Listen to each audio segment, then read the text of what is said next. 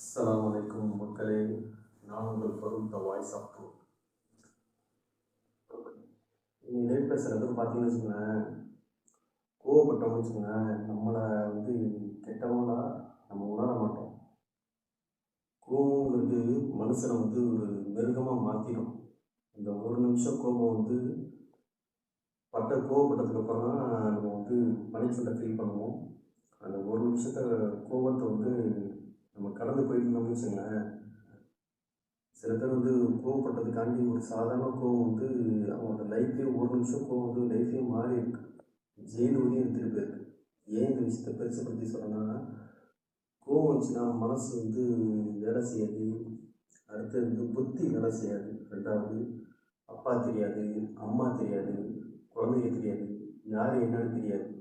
கோவப்பட்டோம்னா அந்த ஒரு நிமிஷம் கோவத்தை அடக்கி ஆழ்ந்தாங்கன்னு வச்சுக்கோங்களேன், எவ்வளோ பிரச்சனையை சால்வ் பண்ணிக்கலாம். சில பேர் ஒய்ஃப் இல்லீகல் ரிலேஷன் இருக்கிறதுனால கொலை பண்ணிட்டு போயிருப்பாங்க ஜெயிலுக்கு, சொத்து பிரச்சனைக்கு போயிருப்பாங்க, வேறு எதுவும் வாட் எவர் இட் இஸ், ஏதோ ஒரு பிரச்சனையில் ஜெயிலுக்கு போயிருப்பாங்க. ஆனால் ஒவ்வொருத்துக்கும் எல்லா விஷயத்துக்கும் ஒரு சொல்யூஷன் இருக்குது. அதை நிதானமாக யோசிச்சு பார்த்துனாங்கன்னா அதை கடந்து போயிருக்கலாம். நீங்கள் ஜெயிலில் வந்து எத்தனை பேர் ஆயுள் கைதியாக இருக்காங்க, 10 வருஷம் 15 வருஷம் இருக்குது.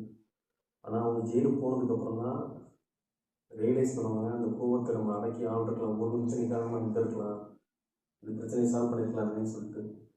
இந்த விஷயத்தை திரும்ப நான் ஏன் இப்படி சொல்கிறேன்னா, ஒரு மனிதர் வந்து ரசூல்லாட்ட போய் முகமது நபிகிட்ட போய் கிமி ஒன்று அட்வைஸ் பண்ணி அப்படின்னு கேட்டிருக்காங்க, எனக்கு ஒரு அறிவுரை சொல்லுங்கள் அப்படின்ட்டு. அதுக்கு வந்து முகமது நபி என்ன சொல்லியிருக்காங்கன்னா, கோவப்படாதீங்க அப்படின்ட்டுருக்காங்க, டோன்ட் பி ஆங்க்ரி அப்படின்ட்டுருக்காங்க. ரெண்டாவது வாட்டி கேட்டிருக்காங்க, டோன்ட் பி ஆங்க்ரி அப்படின்ட்டுருக்காங்க, கோவப்படாதீங்க அப்படின்ட்டு. மூணாவது வாட்டி கேட்டிருக்காங்க, டோன்ட் பி ஆங்க்ரி அப்படின்ட்டுருக்காங்க. எவ்வளோ பெரிய மகத்துவமான வார்த்தை பாருங்கள், எவ்வளோ பெரிய கண்ணியமான வார்த்தை பாருங்கள். இந்த விஷயத்தை ஏன் நான் அப்படி சொல்கிறேன்னா, கோவப்படாதீங்கிற அந்த ஒரு வார்த்தையிலேயே இந்த உலகமே அடங்கிடுச்சு, புரியுதுங்களா? அதனால எந்த ஒரு விஷயத்தையும் எடுத்தோம் பொருத்தம் இல்லாமல் நிதானமாகவும் கண்ணியமாகவும் கையாளுங்க. அது எல்லா விஷயத்துக்கும் சொல்யூஷன் இருக்குது. அது வந்து ஒரு ப்ராப்ளத்தை சால்வ் பண்ணுற ஒரு விஷயம் இருக்குது, சரிங்களா? இன்னொரு விஷயம் என்னன்னா, கோவப்படும் போது உங்களுக்கு எல்லாமே ஒரு மைண்டு டம்ப் ஆகிடும், உங்களுக்கு எல்லாமே லாக் அவுட் ஆகிடும். அதனால சரியா, கோவப்படாமல் சந்தோஷமாக இருந்தாலும் சரி, நிதானமாக ஒரு துக்கமாக இருந்தாலும் சரி, எப்போதுமே நிதானமாக இருங்க, கோவப்படாதீங்க, அமைதியாக இருங்க.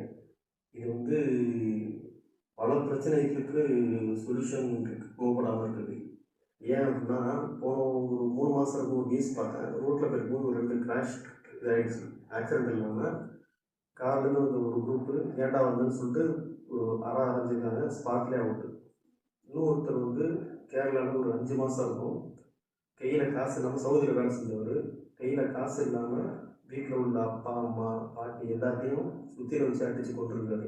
இது அஃபிஷியலாக வந்த நியூஸு. அந்த ஒரு நிமிஷம் கோபம் மனுஷனை வந்து வேறு விதமாக ஆக்கிடுது. ஸோ அதனால் எப்போதும் கோவப்படாமல் நிதானமாக இருங்க. Please be aware. Take care of your health.